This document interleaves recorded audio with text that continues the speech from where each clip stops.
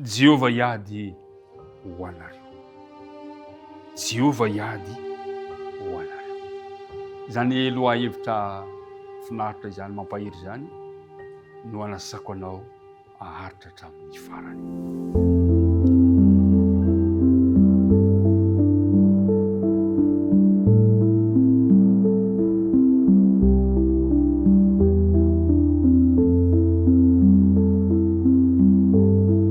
Miaraba antsika rehetrarehetra indray tafahoana soamantsara amin'ny ity maraina vaovao ity. Alarobia 2 volana oktobra, andro vaovao eo an'lohantsika izany. Dia miaraba anao, miaraba antsika rehetrarehetra tafahoana soamantsara amin'ny alalan'ny fandaharana mamitsika ity. Fiadanan'ny tompony ho aminao sy ny ankohonanao. Hivavaka isika ary. Raha io, indreto indray izahay. Tafahoana eto tongotrao. Tafahoana iaraka andinika ny teninao. Mamela ny helokay amin'ny rafo aminay. Misaotra ny amin'ny fandaharam-potoana izay rahanay mandinika eto ankehitriny. Mangataka ny fanena masina izahay mba hitari-dalana anay.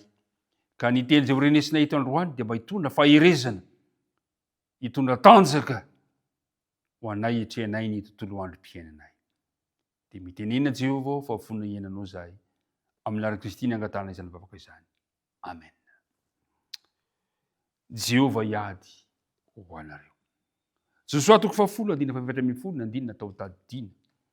Ary tsy nisy andro tahaka izany na tany aloha na tatoriana izay nenon'i Jehovah fian'olona, fa Jehovah niady ho an'i Israely. Jehovah iady ho anareo. Anisan'ny toko sy andininy mahafinaritra ny olona, ary ho manokana dia anisan'ny toko sy andininy mahafinaritra ny toko sy andininy izay hodiniantsika androany. Ao amin'ny Exodus 4:10, manomboka amin'ny 9:13 ka hatramin'ny 4:10, dia hodingantsika ny 9:20. So ny voalaza ilay teny amin'ny anarana Jesosy. Ary hoy Mosesy tamin'ny olona: aza matahotra ianareo mijanona, fa ho hitanareo ny famonjeny Jehovah izay ataony ho anareo anio.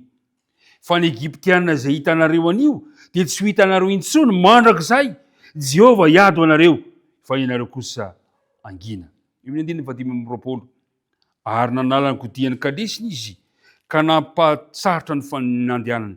Dia hoy ny Egyptianina: aoka andositra ny tavan'i Israely isika, fa Jehovah no miady amin'ny Egyptianina ho any ireo. Ry mpiara-midinika namana, Jehovah no miady ho antsika. Ao anatin'ny fotoana tsara tokoa ny vahoakan'Andriamanitra teto amin'ity zavatra ity. Latsaka ankanterena ny vahoaka.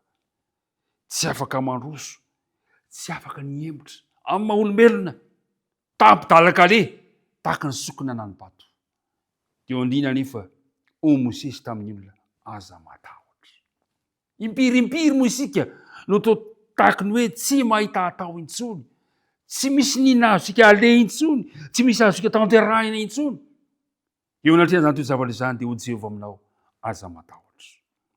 Fa ho hitanareo ny famonjeny Jehovah izay ataony amanareo anio. Fa ny Egyptianina izay hitanareo anio dia tsy ho hitanareo intsony mandrakizay. Jehovah no iady ho anareo, fa ianareo kosa angina. Mahafinaritra ny mandre izany fampahirizana pitarika izany. Izany ny fampahirizan'Andriamanitra antsika amin'ity androany ity. Hany ka resy lahatra natentaka an'izao reto fahavalon'ny vahoakan'Andriamanitra reto, Egyptianina, manao hoe andao isika andositra tavan'i Israely. Fa tena hita izao fa Jehovah no miady ho an'izy ireo. Ry mpiara-midinika namana, tiako mba ho takatry ny olona ihany koa fa Jehovah miady ho antsika. Nanjary sary miverimberina teo amin'ny tantaran'ny Israelita ny fidiran'Andriamanitra antsika tamin'ny fomba mahagaga tahaka an'izany. Andriamanitra tokoa mantsy ilay mpiady mahery.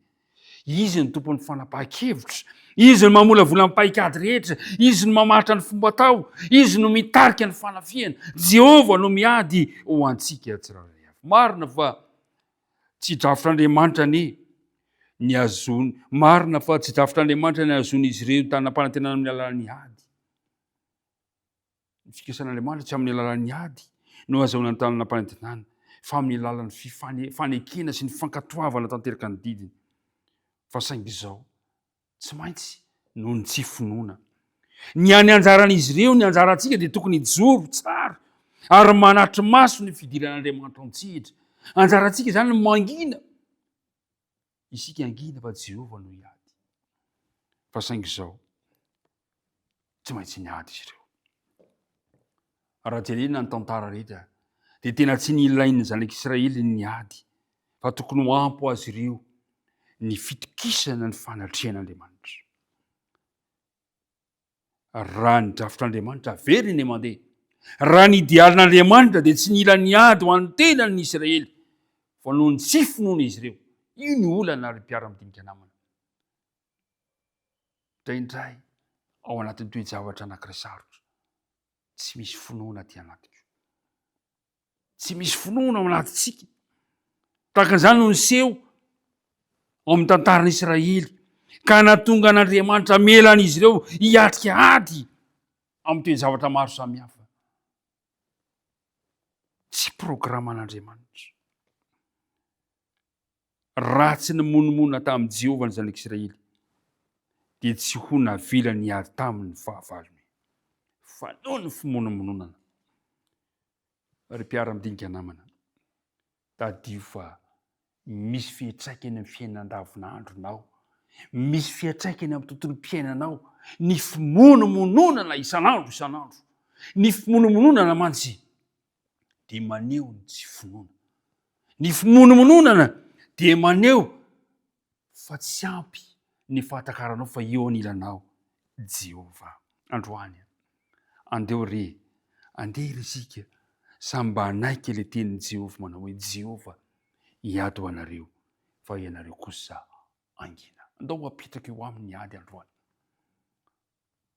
feno ady ny fiainantsika isika ny mandinga dia misy ady ara-panahy ady ara-novo feno ady fa andeha apetraka tsika Jehovah no hiady fa isika kosa angina tompony ombanao tompony ampahiry anao ka ho hitan'ny olona izany toe-javatra izany hoe tena hitanay fa tena miady ho an'izy ireo Jehovah tsy azo ninina atao zany tompony hitantana ny tontolo androntsika tsy amilanao ho irery izy androany hivavaka isika ankehitriny Andriamanitra rainay any an-danitro misotranao izahay no zany teny fampahirezana omenao anay izany